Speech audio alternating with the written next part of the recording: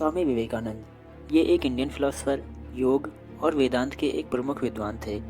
Swami ji religion के बारे में कहते हैं कि सभी धर्म सच्चे हैं।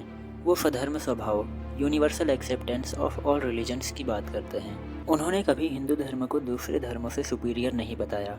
वो कहते हैं कि सभी धर्म एक ही सत्य तक ले जाते हैं, जैसे सभी नदियाँ अंत में महासागर में मिल जाती हैं।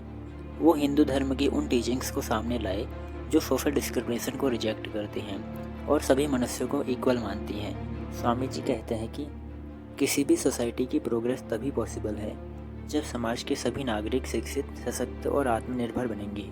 स्वामी विवेकानंद कहते हैं कि ईश्वर की पूजा का सर्वोत्तम मार्ग गरीब, असहाय और ज़रूरतमंद लोगों की सेवा करना है, जिसे उन्होंने जीव सेवा ही शिव सेवा कहा।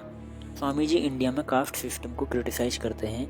वो कहते हैं कि इससे इनइक्वालिटी और डिस्क्रिमिनेशन को बढ़ावा मिलता है। स्वामी विवेकानंद धार्मिक नेताओं और पाखंडी बाबाओं को स्ट्रांगली क्रिटिसाइज करते हैं। वो कहते हैं कि ऐसे लोगों को ठोकर मारकर निकाल देना चाहिए।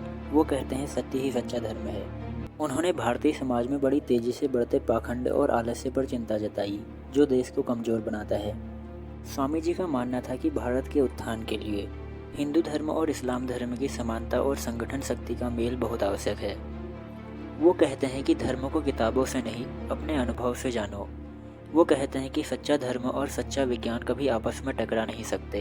ये एक दूसरे के विरोधी नहीं है।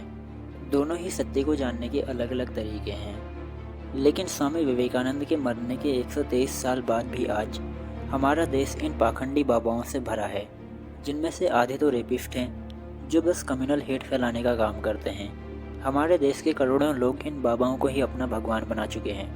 शायद अमेरिकी ऑथर उपटन सिंक्लेयर ने ठीक ही कहा था कि किसी व्यक्ति को अमर होने का यकीन दिला दो, फिर उससे उसका सब कुछ छीन लो, वो खुद ही अपनी बर्बादी में तुम्हारी मदद करेगा।